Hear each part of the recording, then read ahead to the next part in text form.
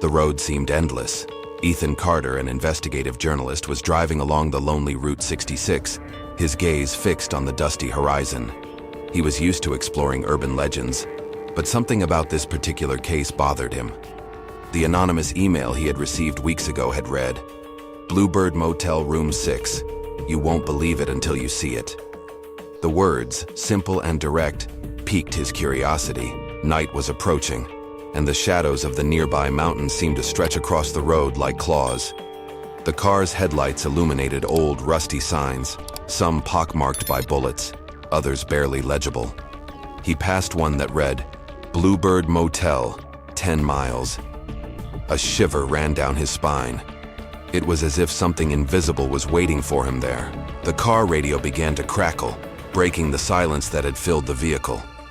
Ethan tried to change the station, but all he got was static.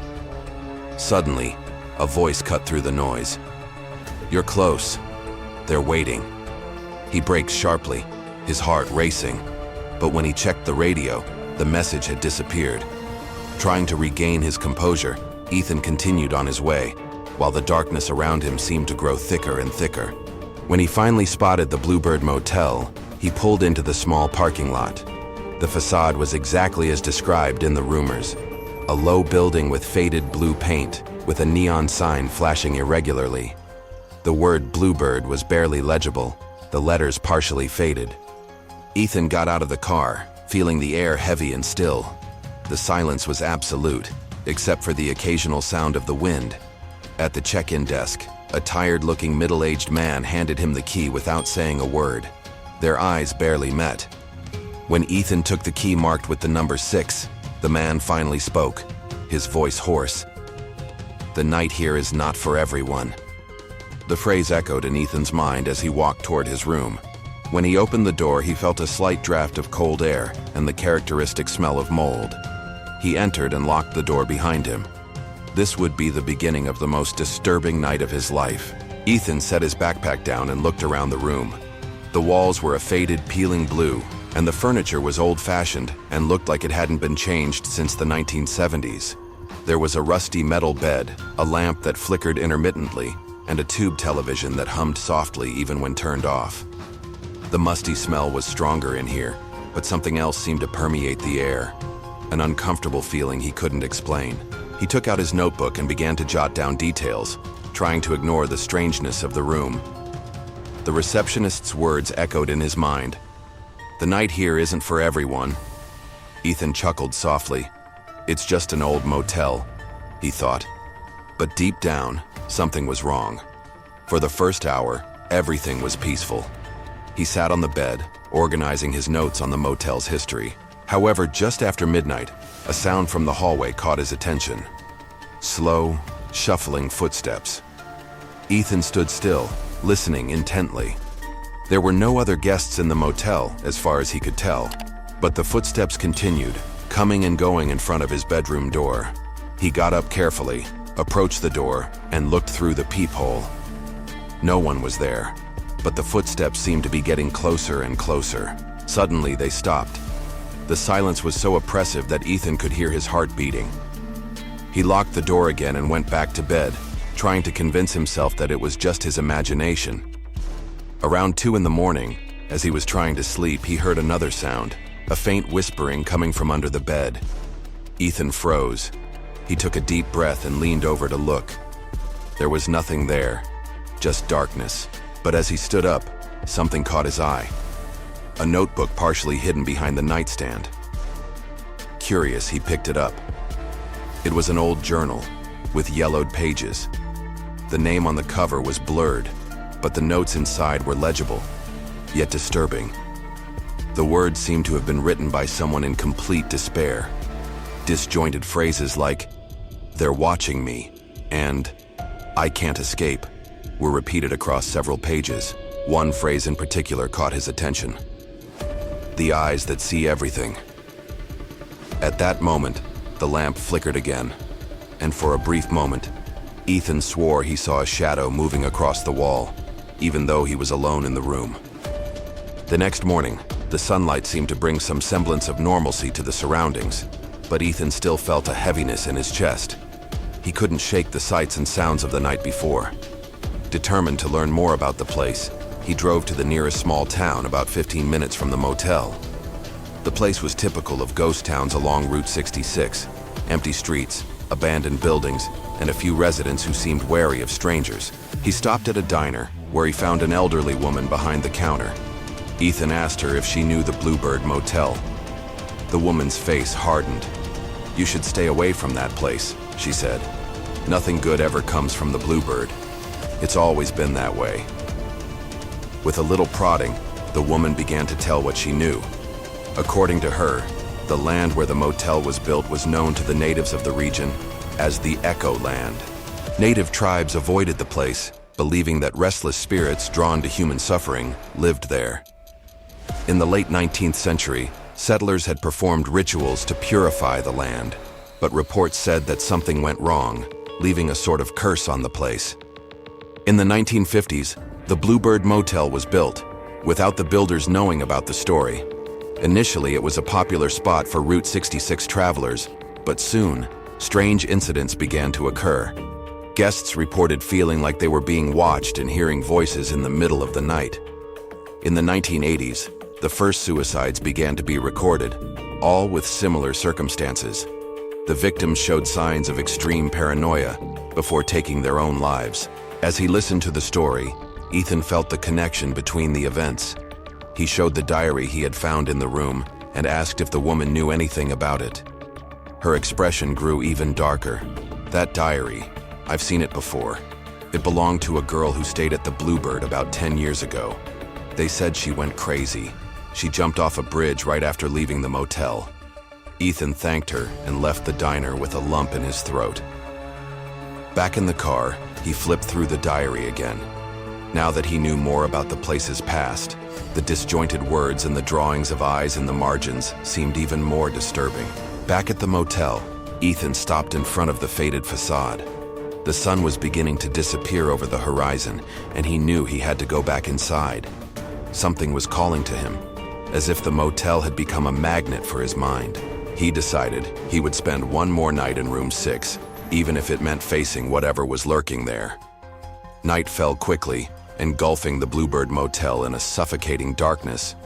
Ethan, journal in hand, re-entered room 6, closing the door firmly behind him. The air felt even heavier than it had the night before, thick with an invisible tension. He felt as if he had been watched from the moment he stepped through the threshold. Sitting on the bed, Ethan flipped through the journal, trying to find a pattern in the disjointed sentences. The pages were filled with crude drawings, eyes, distorted faces, and shapes that looked like ancient symbols. One sentence repeated itself over and over, written in a hasty, shaky handwriting. "There on the asphalt." Suddenly, the lamp on the bedside lamp flickered. Ethan looked up, his heart beating faster. A low, distant sound began to fill the room, like footsteps coming from the hallway again. But this time, something was different. The footsteps seemed to multiply, echoing from multiple directions. He held his breath as the sounds abruptly stopped. It was then that he felt a presence behind him. Turning sharply, he saw his own shadow on the wall. But it seemed wrong. It didn't move like he did. Even when he stood completely still, the shadow continued to move, as if it had a mind of its own. The tension in his mind grew stronger by the second, and he tried to convince himself that it was just his imagination. Trying to distract himself, Ethan decided to explore the room further. Moving the bed, he found symbols etched into the floor, forming an almost perfect circle. They looked ancient, with traces that resembled both runes and indigenous patterns. Inside the circle were burn marks, as if something had been set on fire there. As he examined the symbols, a metallic sound caught his attention, the sound of something scraping against the door. He ran to check, but there was nothing outside. When he closed the door again, he noticed something written on the inside in shaky letters. "Run while you can." Ethan tried to take a deep breath, but his mind began to fill with visions. He saw flashes of his own childhood, scenes he had buried long ago. Traumatic moments, secrets he had never told anyone. He fell to his knees, holding his head as the images flooded his mind. The CRT television turned on by itself, showing static. But for a moment, Ethan swore he saw his own image on the screen. But it was a distorted version of himself, with a ghoulish smile and eyes that seemed empty. The figure on the television whispered something Ethan couldn't understand, but it seemed to be calling his name. By now, Ethan felt his sanity being tested. He picked up the diary again, hoping to find some answer. But when he opened the pages, he found something that made him freeze. A new paragraph, written in handwriting identical to his own. It read, "There is no way out. The room is all there is." In the depths of despair, Ethan tried to leave the room. He opened the door, but what he found outside was not the hallway. It was the same room. It was as if he were trapped in an endless loop, unable to escape. He went back inside and closed the door, feeling tears of frustration streaming down his face. The clock read 3:33 when Ethan heard a final sound, a slow, steady knock on the door.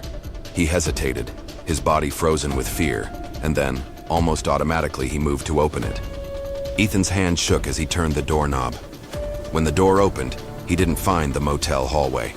Instead, before him was a dark expanse, a formless void, as if space itself had disappeared.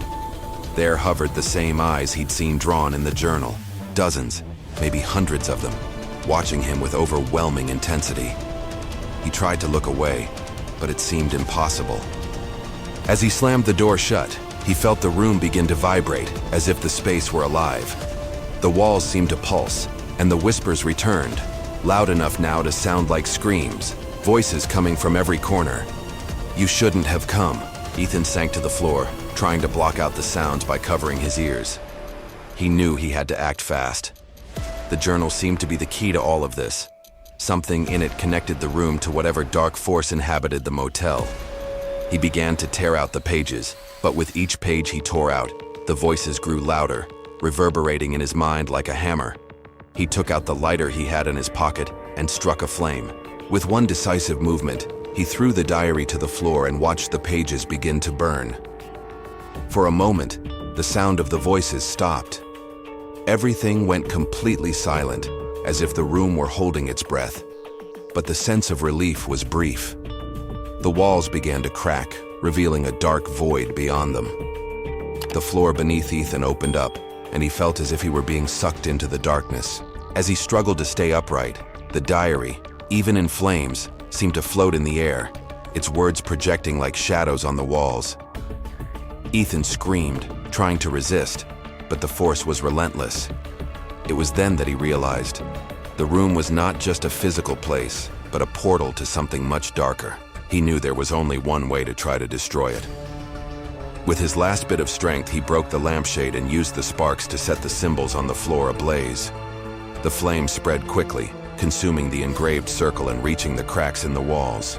The sound of screams echoed through the room, not from Ethan, but from something much larger and older, as if the motel itself was in agony.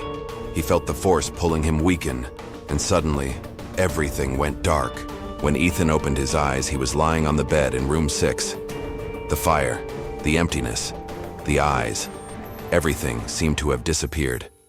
He looked around in confusion, but the room was exactly as it had been when he had arrived. It was as if nothing had happened. Without wasting any time, he gathered his things and left the room. At the check-in desk, the receptionist looked at him with an odd smile and said, "I hope you had a good stay." Ethan didn't answer. He just got in his car and drove away as fast as he could. Months later, he tried to write about his experience, but he could never find the right words. The motel seemed like a distant memory, almost like a bad dream. Until one day, while going through his files, he came across a photo of the Bluebird Motel. In the reflection in the window, he saw something that made him freeze. The eyes. They were still watching him. Thank you for joining us on this chilling ride through the shadows of America's roads. If you crave more spine-tingling tales from the dark asphalt, make sure to hit that subscribe button and give this video a like. Your support keeps these haunting stories alive. Stay tuned, because on these roads, the next nightmare is always just a mile away. Welcome to Asphalt Horror.